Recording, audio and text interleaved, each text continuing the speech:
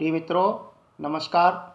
हिंदी साहित्य का इतिहास भाग 3 के अंतर्गत हम अध्ययन करेंगे वक्तकाल की प्रेमाश्री काव्य शाखा के प्रमुख कवि एवं उनकी रचनाओं का। इस शाखा के प्रतिनिधि कवि हैं मलिक मोहम्मद जायसी। प्रेमाश्री काव्यधारा को सूफी काव्यधारा, प्रेम मार्गी काव्यधारा, प्रेमाख्यानिक काव्यधारा, रोमांसिक कथा काव्य आदि नामों से जाना जाता है। सूफी शब्द अरबी भाषा का है। इस सूफ से बना है जिसका अर्थ होता है पवित्र। सूफी काव्यधारा के परीक्षा उपयोगी प्रमुख तथ्यों पर हम एक नज़र डालते हैं। गणपति चंद्र गुप्त ने सूफी काव्य को रोमांटिक कथा काव्य कहा। सूफी संतों ने इश्क मिजाजी, लौकिक प्रेम, मानवीय प्रेम के माध्यम से इश्क हकीकी ईश्वरीय प्रेम, अलौकिक प्रेम को प्राप्त करने पर बल दिया। आचार्य रामचंद्र शुक्ल ने सूफी संतों की रचनाओं पर फारसी मसनवी शैली का प्रभाव बताया। सूफी साधना में ईश्वर की कल्पना पत्नी के रूप में की गई है तथा साधक की कल्पना पति के रूप में की गई है। मसनवी शैली में सर्वप्रथम ईश्वर वंदना, हजरत मोहम्मद की स्तुति, तत्कालीन शासक की प्रशंसा तथा गुरु महिमा का निरूपण है। सूफी काव्यधारा में श्रृंगार रस की प्रधानता है। आइए सूफी काव्यधारा के प्रमुख संतों उनकी रचनाओं पर बात करते हैं। हिंदी का प्रथम सूफी कवि माना जाता है मुल्ला दाऊद को। आचार्य रामचंद्र शुक्ल ने हिंदी का प्रथम सूफी कवि माना है कुतुबुन को। प्रिय दोस्तों, सर्वप्रथम हम बात करते हैं मुल्ला दाऊद, जिनकी रचना है चंदाइन लोर कहा जाता है इसे। ये अवधी भाषा का प्रथम सूफी प्रेम काव्य माना जाता है। इसमें नायक नूरक और नायिका चंदा की प्रेम कथा का वर्णन है। ये कथा दोहा चौपाई शैली में वर्णित है। दूसरे महत्वपूर्ण कवि हैं कुतुबुन। इनका जन्म बनारस के समीप किसी गांव में हुआ माना जाता है। ये चिश्ती वंश के शेख बुरहान के शिष्य थे। जौनपुर के राजा हुसैन शाह के आश्रित कवि थे। आचार्य रामचंद्र शुक्ल ने इनकी रचना मृगावती को सूफी परंपरा का प्रथम ग्रंथ माना है। मृगावती चंद्रनगर के राजा गणपति देव के राजकुमार और कंचनपुर के राजा रूपमुरारी की पुत्री मृगावती की प्रेम कथा का वर्णन है। तीसरे कवि हैं मंझन। ये मंझन जाति के मुसलमान थे। इनकी रचना है मधुमालती। इसमें कनकगिरी नगर के राजा सूरजवान के पुत्र मनोहर और महाराज नगर के नरेश विक्रम राय की कन्या मधुमालती के सुखांत प्रेम कथा का वर्णन है। जायसी ने मधुमालती के नायक मनोहर को खंडावत नाम दिया है। चौथे सबसे महत्वपूर्ण कवि हैं मलिक मोहम्मद जायसी, जिनका जन्म 1492 ईस्वी में तथा मृत्यु 1542 ईस्वी में मानी जाती है। इनका जन्म उत्तर प्रदेश के रायबरेली जिले के जायस नगर में माना जाता है, जिसका प्राचीन नाम उदयन था। जायस में रहने के कारण इनका नाम जायसी हुआ। इनके पिता का नाम मल्क राजे अशरफ था। इनकी रचनाएं का उल्लेख मिलता है। इनकी 21 रचनाओं का उल्लेख मिलता है, जिनमें से 7 पाई गई हैं। वे हैं पद्मावत, अखरावट, आखिरी कलाम, कहरनामा, मसलनामा, चित्ररेखा तथा कहनावत आदि। पद्मावत, जिस पर इनकी प्रसिद्धि है, मलिक मोहम्मद जायसी की प्रसिद्धि पद्मावत महाकाव्य से है, जिसकी रचना 1540 ईस्वी में हुई। ये एक रूपक काव्य है।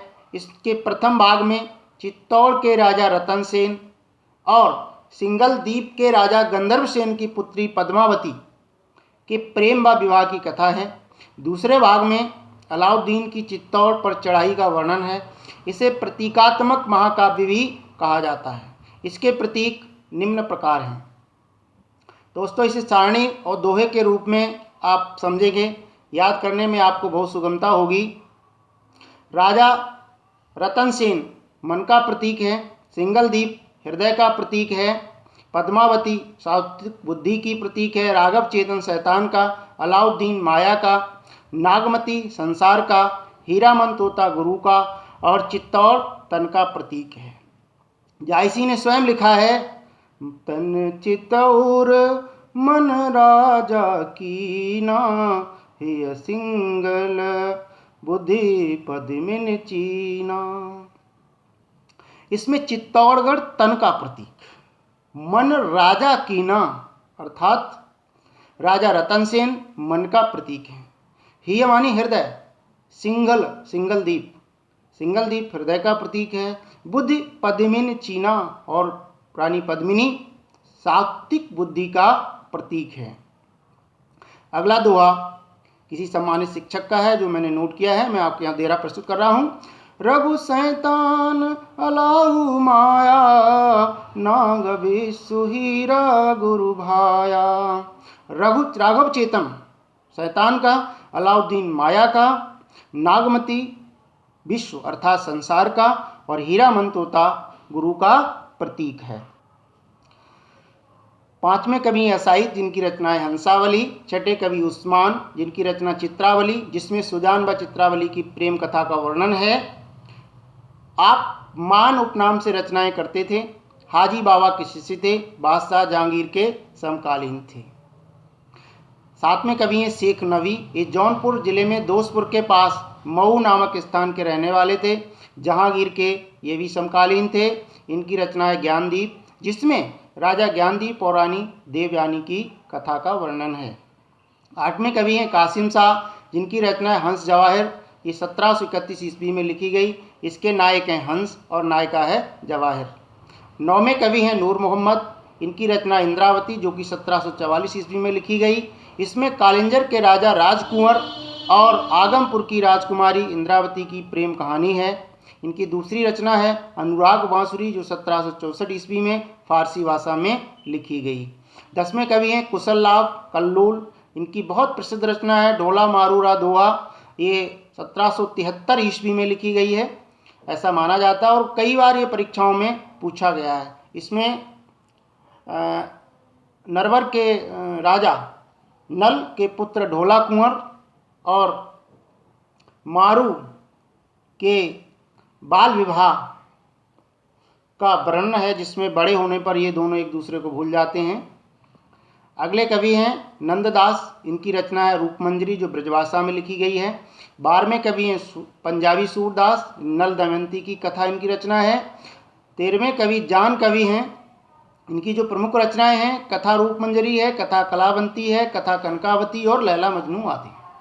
14वें कवि ईश्वरदास हैं, इनकी रचना है सत्यवती कथा। और 15वें कवि हैं पुहकर कवि, इनकी रचना है रसरतन। और 16वें कवि हैं जटमल, इनकी रचना प्रेम विलास, प्रेमलता की कथा। और एक और प्रमुख कवि हैं नारायण दास, जिनकी रचना है छिताई वार्ता। प्रिय मित्रों, अब हम आपको प्रस्तुत कर रहे हैं टॉप 20 प्रश्न।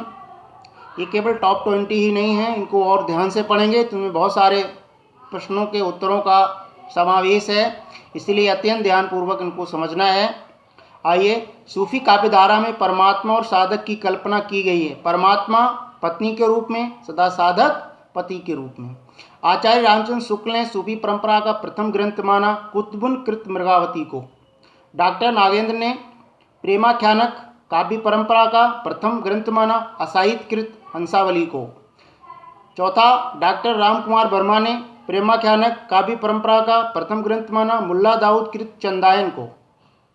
पांचवा, ईश्वरदास कृत सत्यवती कथा का नायक है ऋतुपर्ण।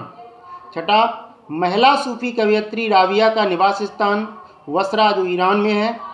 जायसी के आखिरी कलाम में वर्णन है सृष्टि के अंत का। आठवां प्रश्न है, डॉक्टर हजारी प्रसाद द्विवेदी ने प्रेमाख्यानक काव्य परंपरा का प्रथम ग्रंथ माना सत्यवती की कथा को। नौवां प्रश्न है, रतन शेखर कथा के आधार पर लिखा गया सूफी ग्रंथ है पद्मावत, अर्थात पद्मावत का जो आधार ग्रंथ है वो रतन शेखर कथा है। मोहित का हसस की कोहरई पंक्ति है मलिक मोहम्मद जायसी की। कहा जाता है कि संत मलिक मोहम्मद जायसी जब शेरशाह के दरबार में एक दिन गए थे तो ये शरीर से कुरूप थे, इन्हें देख करके शेरशाह ने हंस दिया। तो जायसी ने ये पंक्ति कही, जिसका अर्थ है कि तुम मुझे देखकर हंस रहे हो अथवा उस कुमार को जिसने मुझे बनाया है।